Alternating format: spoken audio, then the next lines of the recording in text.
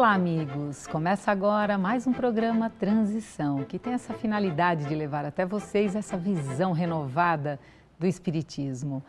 Hoje é um dia aqui muito especial, estamos com a presença da dona Terezinha Oliveira, que tem um trabalho muito bonito em Campinas e que vai falar disso também. Mas agora eu começo a perguntar por que ainda, dona Terezinha, as pessoas têm tanto medo de frequentar uma casa espírita? É mesmo, não é? Isso ainda acontece. Bem, eu quero saudar a todos que nos ouvem, que nos assistem, mas há um preconceito, ideias antigas e errôneas, principalmente aquela de que espiritismo é coisa do demônio, ou então não mexa com essas coisas que você fica louco, né? Estas coisas, estas ideias têm contribuído muito para que as pessoas fiquem receosas de conhecer, de assistir a algum trabalho espírita. E nós compreendemos esses preconceitos. É como se fosse o desconhecido.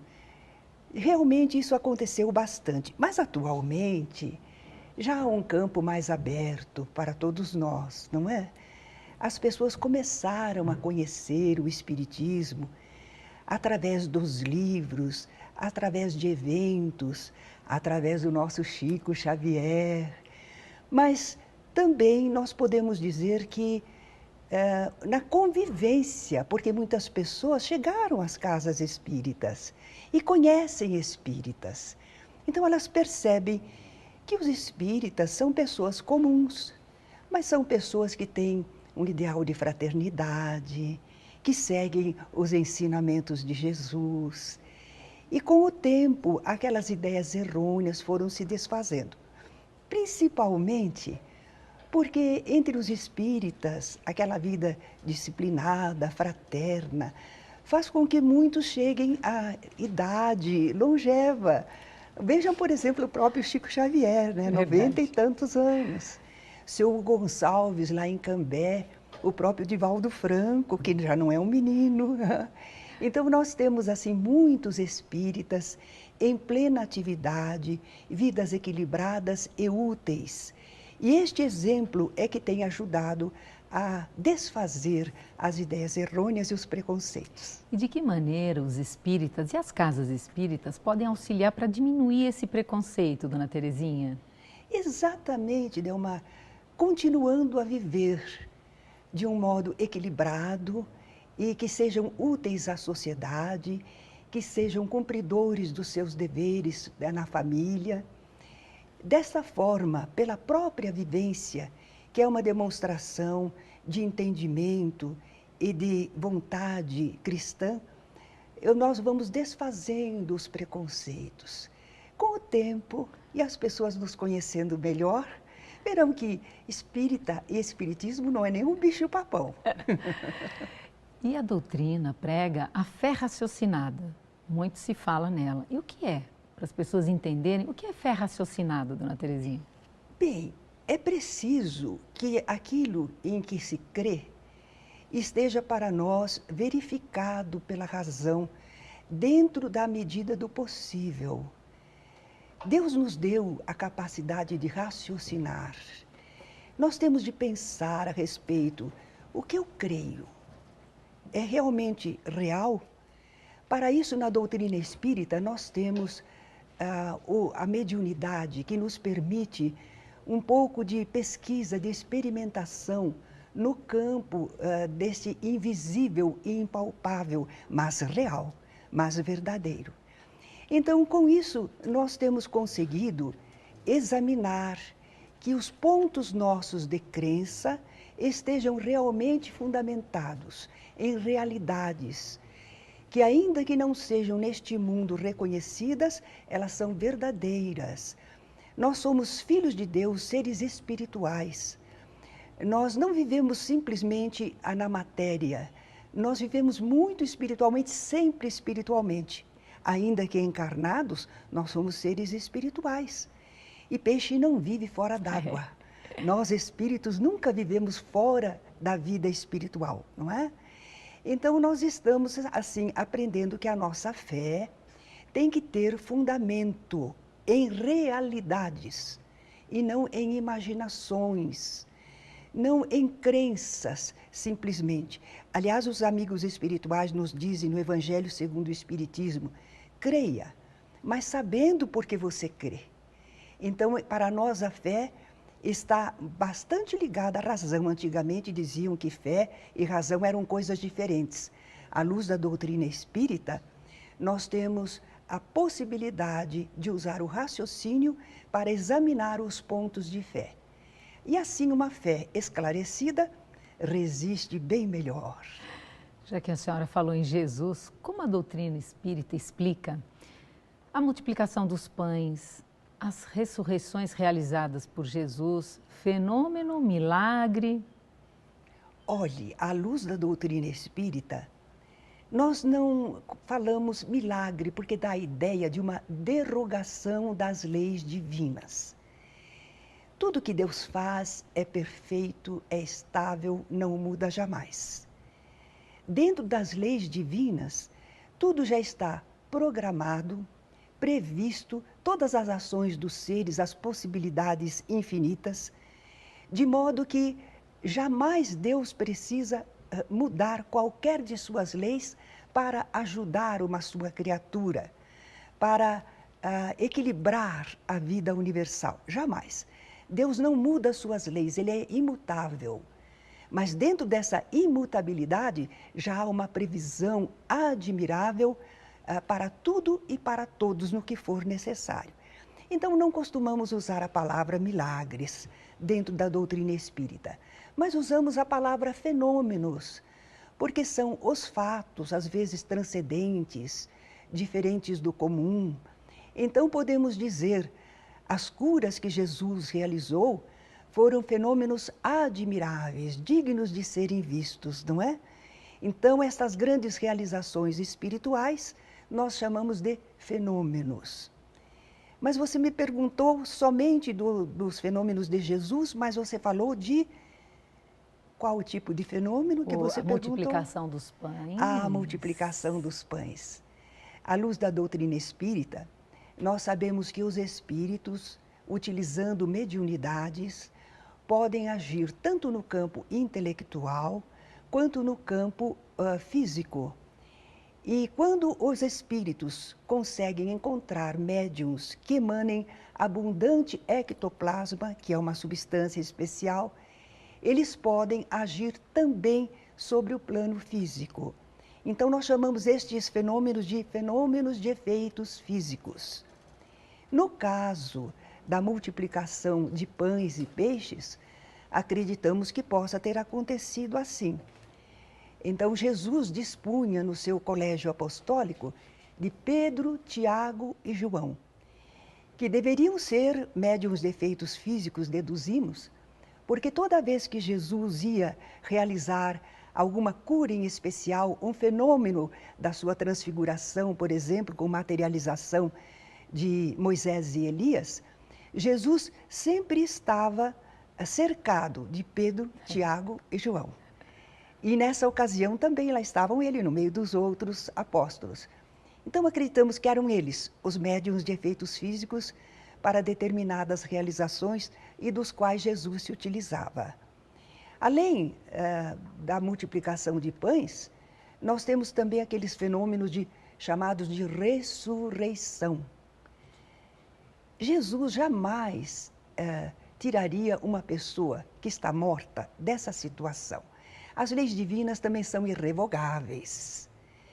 Quando um corpo morre, ele não pode mais voltar à vida, o espírito não consegue mais animá-lo. Esgotou-se a carga vital. Então, o que é que Jesus fazia realmente naqueles casos? Naquela época, o pessoal era um clima quente, quando a pessoa morria, para eles aparentava que estava morta, muitas vezes era letargia, eles sepultavam rapidamente o corpo. Então, eles não entendiam que uma pessoa pudesse ficar num estado letárgico que dá a aparência de morte. Jesus, porém, conhecia, tanto que em relação ao episódio de Lázaro, estando longe, ele disse, essa doença não é para a morte. E quando ele voltou, ele pôde chamar Lázaro, dirigiu-se ao espírito que ainda comandava o corpo. E Lázaro também não estava sepultado numa cova como fazemos hoje. Estava numa gruta, numa caverna. E havia oxigênio bastante para ele continuar vivo. E Jesus lhe dá a ordem, além de usar o seu magnetismo, além da oração que ele fez ao Pai, não é? Ele dá a ordem, Lázaro, vem para fora. Quer dizer que Lázaro estava vivo em estado letárgico.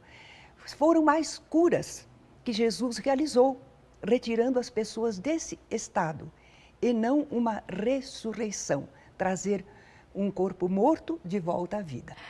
Então, fale-nos de Jesus, Dona Terezinha, o Cristo de Deus, na visão espírita. Alguns pensam que os espíritas não são cristãos. Verdade. Porque não dizemos que Jesus é Deus. Deus é o Criador. Ele é o Criador de tudo e de todos. Jesus é criatura. Se ele é criado por Deus, ele não é Deus. Certo? Nós não desmerecemos com isso a Jesus, apenas atendemos ao que ele mesmo falou, o Pai é maior do que eu.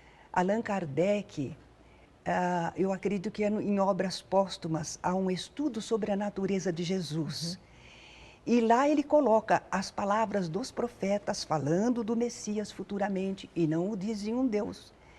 As palavras dos apóstolos que foram testemunhas das palavras de Jesus, dos seus feitos, eles também não consideram Jesus Deus, não o tratam assim. E o próprio Jesus, que quando aparece ressurgido, e portanto já em espírito, não apenas figura corpórea, Jesus diz a Madalena, vai dizer aos meus irmãos que eu vou para o meu Pai e vosso Pai, para o meu Deus e vosso Deus. A reencarnação já tem comprovação científica, Dona Terezinha? Não, nos cânones da ciência atual, nós não diríamos que há comprovação, não. Porque a nossa ciência se fundamenta, por enquanto, na matéria. Ela exige a repetição do fenômeno para poder o cientista observá-lo e depois formular as suas hipóteses, as suas teorias. E nós não temos, então, essa possibilidade ainda, porque os espíritos são seres livres e nós não temos ainda a condição de acompanhar a trajetória deles. Entretanto, esta ideia de retorno do espírito a animar novos corpos, e quando a gente fala assim, muitas pessoas dizem assim, mas como é isso? Eu vou viver no corpo de outra pessoa? Não, não há outra pessoa. É um corpo novo, formado que você forma, não é? A partir da concepção. Você, espírito que já existia antes, você anima esse corpo e ajuda a formá-lo. É seu, não é de ninguém mais, não é? Então, essa ideia antiga de o espírito voltar a formar novos corpos, viver novamente na Terra, ela é bastante antiga. Encontramos em várias civilizações. E nós temos, é claro, muitos fenômenos espontâneos, lembranças, recordações. Há livros a respeito, como aqueles 20 casos que sugerem reencarnação do Ian Stevenson. Temos também o professor Banerjee, ou aqueles, foi muito célebre, o caso de Bridie Murphy. Isso mesmo.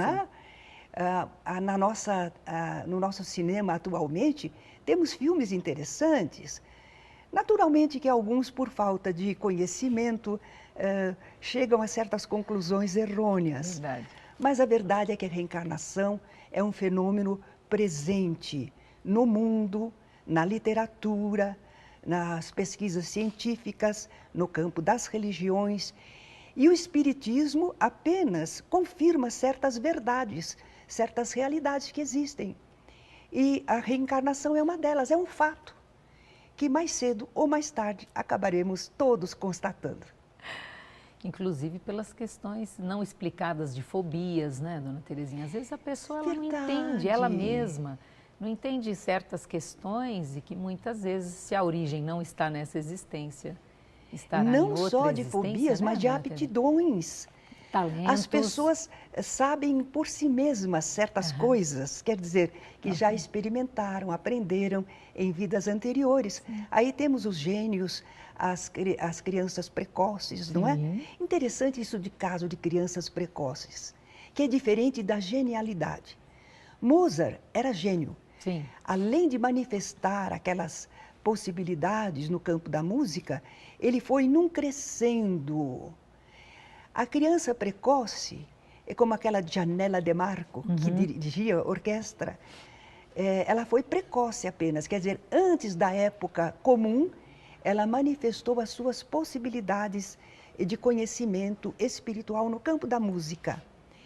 Mas quando ela atingiu a idade de 20, 30 anos, ela é musicista, mas é normal.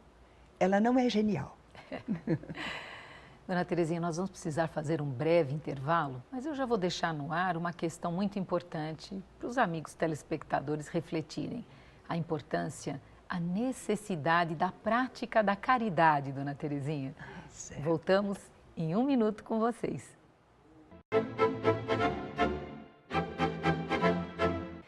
Agora nós vamos seguir com a nossa querida Terezinha e deixamos uma pergunta no ar. Dona Terezinha, suas considerações sobre a importância da prática da caridade. Delmar, a palavra caridade ficou muito banalizada e às vezes mal entendida. Muitas vezes parece sinônimo de esmola, de doação material. A caridade é muito mais do que isso, não é?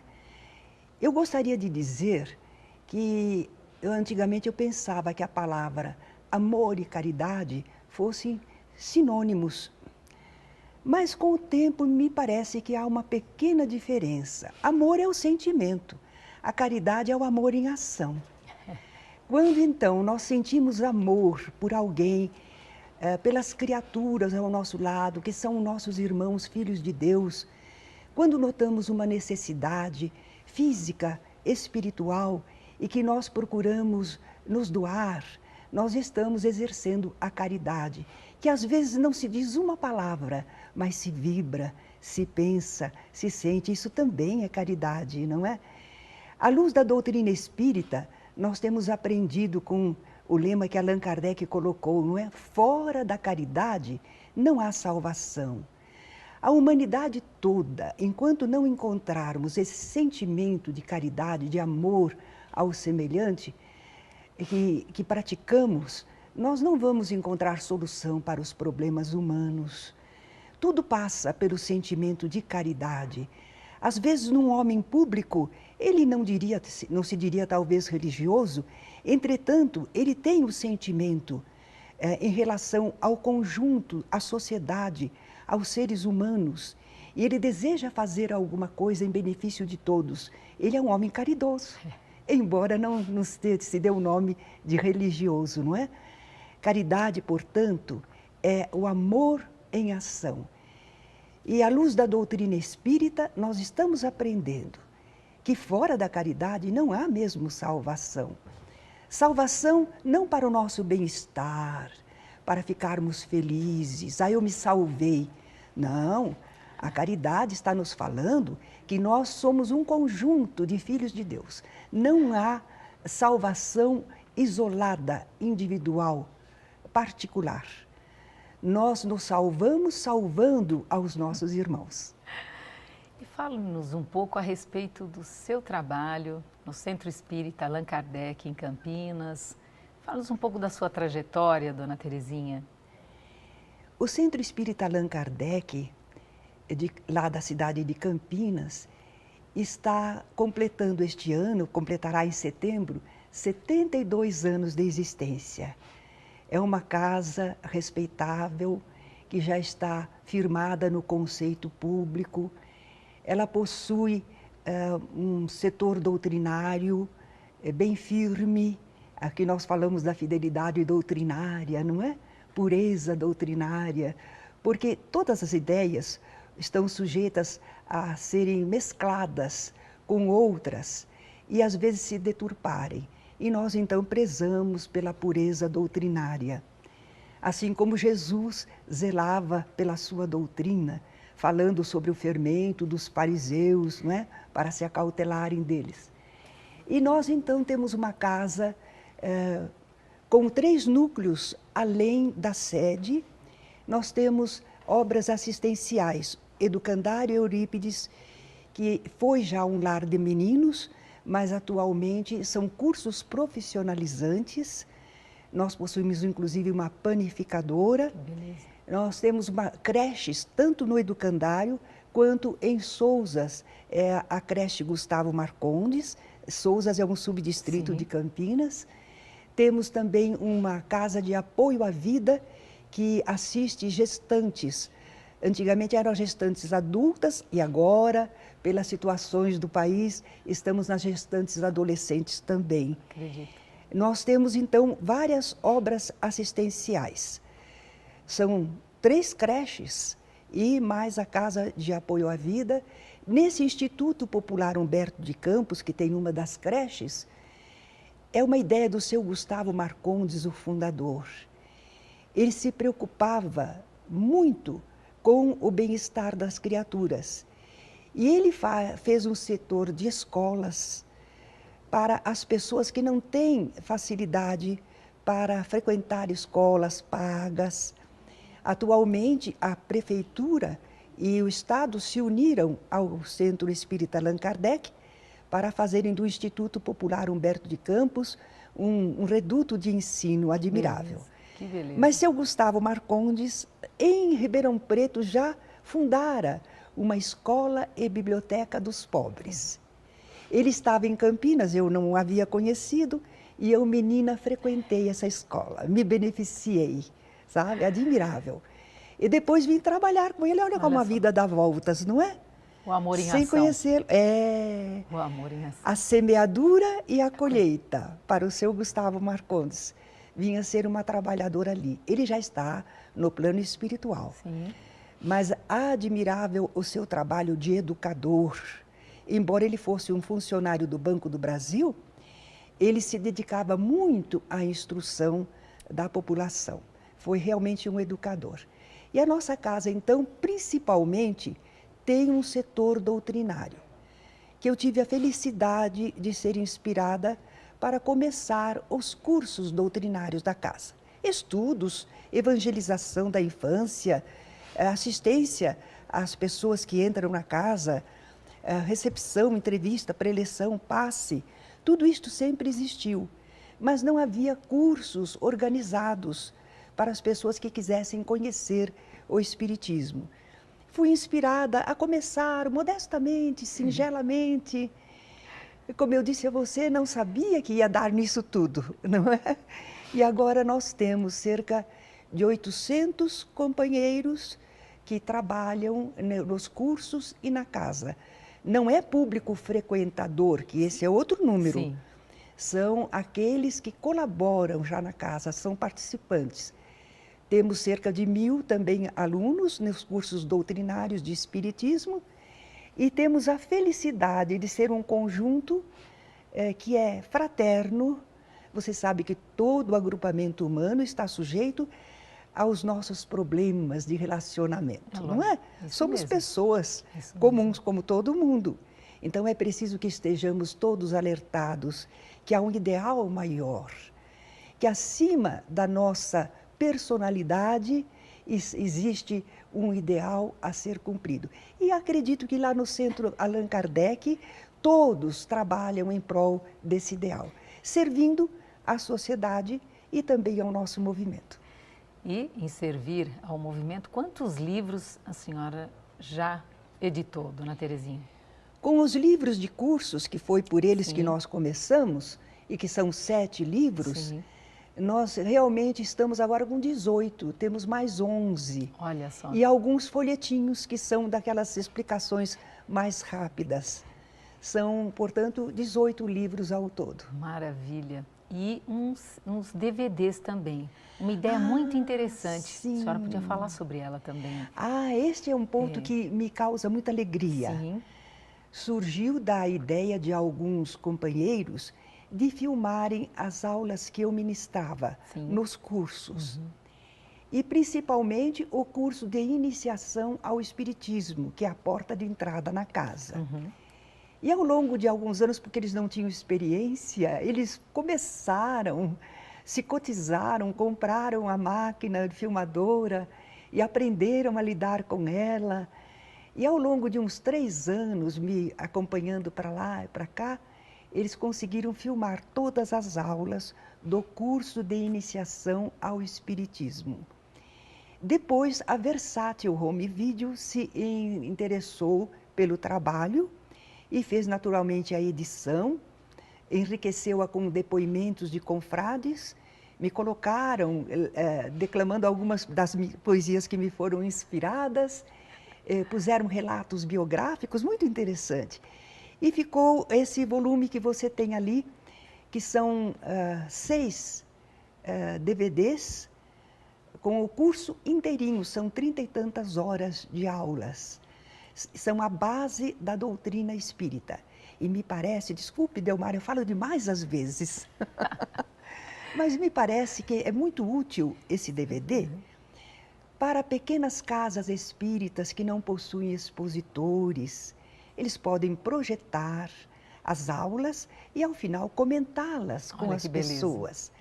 E também há pessoas que ainda não têm coragem de ir a uma casa espírita. Também. E elas podem, no seu próprio lar, assistir tranquilamente, sem se comprometerem. E também aqueles que estão acamados, exatamente, que estão doentes, com dificuldade, têm aquela saudade de estar na casa espírita, Dona Terezinha. Como você lembrou bem, é mesmo. Dona Terezinha, uma alegria tão grande estar na sua presença. Eu gostaria que a senhora deixasse para os telespectadores suas considerações finais. Bem, caros amigos, caros irmãos, nós estamos com a oportunidade de mais uma existência que nos é concedida por Deus neste mundo corpóreo, neste planeta Terra, rico de oportunidades, para que nós desenvolvamos o nosso intelecto e o nosso sentimento, a nossa capacidade de ação. Aproveitemos, não nos queixemos. A vida realmente é luta a propósito. Relembrando o Gonçalves Dias, não chores, meu filho, não chores, que a vida é luta renhida, viver é lutar. Se a vida é combate que aos fracos abate, aos fortes, aos bravos, só pode exaltar. Confiemos em Deus, em Jesus, nos nossos amigos protetores espirituais que todos os temos, e sigamos avante, dia a dia, hora a hora, na direção do bem. A nossa gratidão à Dona Terezinha, a gratidão a você que nos permite estar na sua companhia. O programa Transição termina hoje por aqui. Mas esse tema, estudos espíritas e a doutrina, continua aí no seu coração para que você possa refletir durante toda a semana. Até o próximo Transição.